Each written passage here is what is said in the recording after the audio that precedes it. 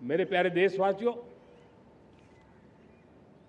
21वीं सदी में दशकों पुरानी जो चुनौतियां हैं, उन चुनौतियों को खत्म करना बहुत अनिवार्य है।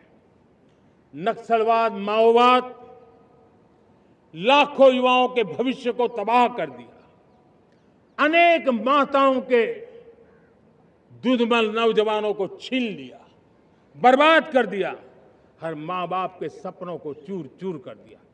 इस नक्सलवाद ने 4 दशक तक हिंदुस्तान के बहुत बड़े हिस्से को, बहुत बड़ी आबादी को दबोच करके रखा था, बंदूक के नोक पर दबोच करके रखा था, संविधान की धज्जियां उड़ा दी थी और देश के सामान्य नागरिकों की रक्षा में 3,500 से ज्यादा हमारी पुलिस के, सुरक्षा बल के जवान शहीद हो गए। युद्ध के अंदर जितने सैनिक मरते हैं, उससे ज्यादा हमारे पुलिस जवानों को जान की बाजी लगानी पड़ी ताकि देश के सामान्य मानवी को सुरक्षा मिले।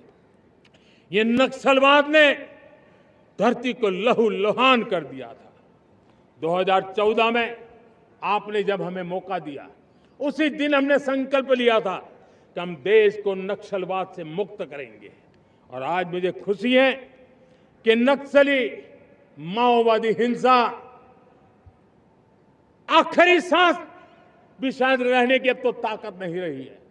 पूरी तरह उसे खत्म करने की दिशा में जहां पर कभी नक्सलवादियों की गोलियां चलती थी, जहां पर कभी धरती रक्त रंजित रहा करती थी, आज उसी नक्सल क्षेत्रों में, उसी इलाकों में नक्सल मुक्त होने के कारण विकास, विश्वास और प्रयास का तिरंगा लहरा रहा है।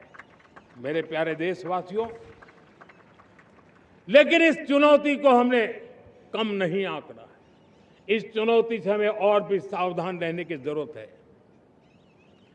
वर्षों तक देश की सत्ता में माओवादी सोच के लोग गलियारों में अपनी जगह बना करके बैठे थे। सरकारी कमेटियों में सलाहकार के रूप में भी ये माओवादी सोच ने नीतियों को प्रभावित किया था। मेरे प्यारे देशवासियों,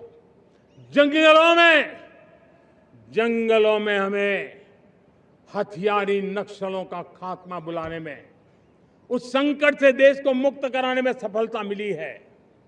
लेकिन हथियारी नक्सल तो गए, लेकिन दिमागी नक्सल, ये दिमागी नक्सल मौके की तलाश में है, हिंसा, अराजकता के वो रास्ते खोज रहे हैं, समाज को गलत राह पर घसीटने के लिए भांति भांति के दांव कर रहे हैं।